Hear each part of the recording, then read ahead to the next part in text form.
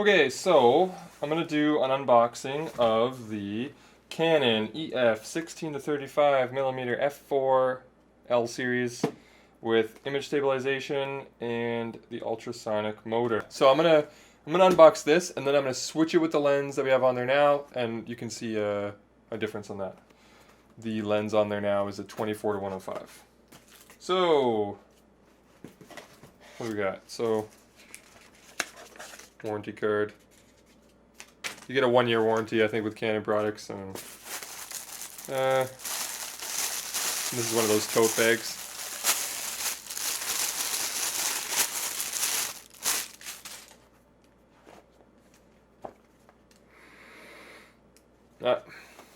It smells like an old pencil case. You know, with that like graphite smell when you were a kid and you used to carry around your little pencil.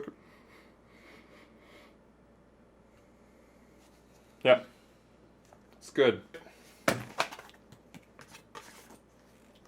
Manual, I guess. I don't really know what for. You put the lens on the camera and then it does it.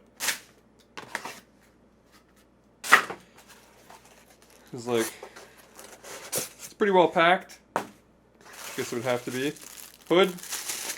I wasn't sure because not all the lenses come with hoods. If you get an EFS lens like the Canon 10 to 22, I think any of their like standard line, like the white ring lenses, I don't think any of those come with hoods. They only cost half as much as an L series lens, so I don't really know if it's worth all that for the hood, but it's nice that they included it on the premium products.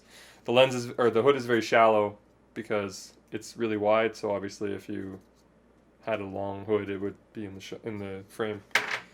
And then, ta-da, the lens. Oh, look, look, look! Bubble wrap.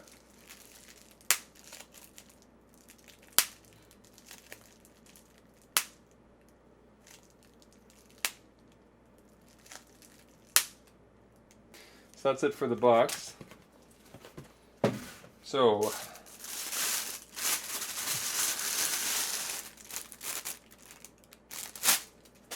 here she blows.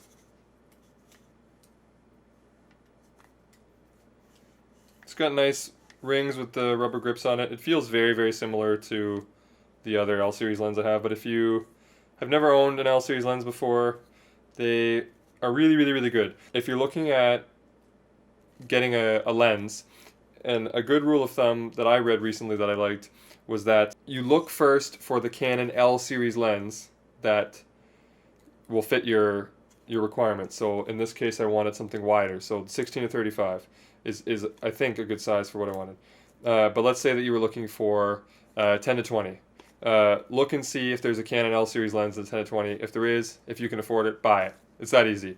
Because as soon as you start going and you start negotiating against itself, like maybe you look at a standard like white ring Canon lens, or you look at like a Sigma third-party variant of it or whatever. A lot of these lenses are great. A lot of them offer great bang for the buck, but there's always going to be trade-offs. They're going to have lower resolution towards the edges, or they'll have, you know, everything image-wise is okay, but the autofocus engine, or the autofocus is a little bit slower. It doesn't, you know, quite get there. Or everything's really great, but it has a vignetting problem. There's always going to be one sort of trade-off. And you can rack your brain on comparing, as I've done several times before when we bought different products, on, you know, well, what's worth it? Should I, for $100 I can, or for saving $100 I can get, you know, this lens, but it has like chromatic aberration problems, or but everything else is okay. Or if I save $50, or for $50 more, you know, I can get rid of the chromatic aberration problems and everything is pretty good, but it doesn't resolve in the corners nearly as well. And then maybe if I want to do landscape shots, then maybe if you get the L series lens, that's the benchmark to which other ones are compared. So look for it, and maybe that one's on sale, or maybe if it is, that's the one to get. And you don't even worry about the other ones because now you're set. And yeah, like I said, it gives a 1-year warranty. But if you treat high-end glass well, it'll last you for as long as you need it to. So it basically comes down to that. And high-end lenses too, like I said, they have hoods for protection. They're usually weather sealed. They have better components so you don't have to worry about wearing the rings out. One of the differences between a high-end lens and a lower-end lens is that when we change focal lengths here from say 35 to 16 and back, the action is smooth and you'll notice that all the moving parts are contained within the lens. So there's no barrel coming out slowly from this, like where you see that section. I can't show you it, but I'll show it to you when I switch lenses. And so everything's internal, which means that all of the glass is moving parts within the inside. It all has to be designed well on the inside. All the movement has to be great, like watchmaking.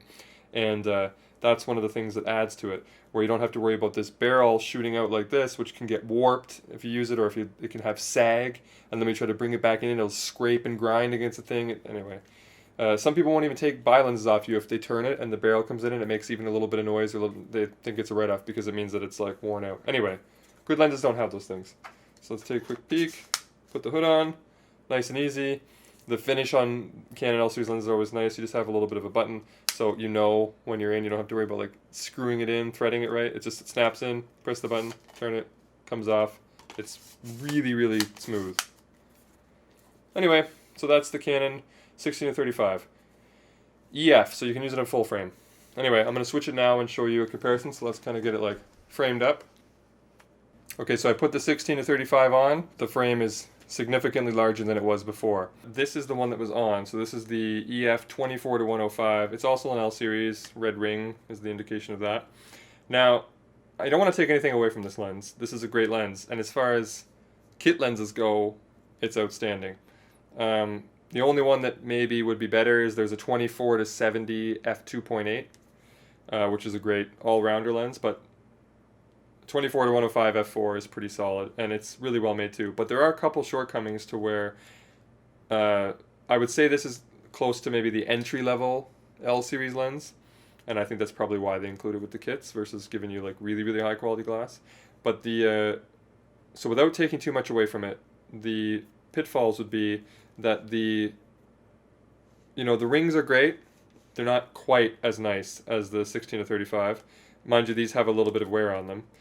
Secondly, is that hood thing I was talking about. This is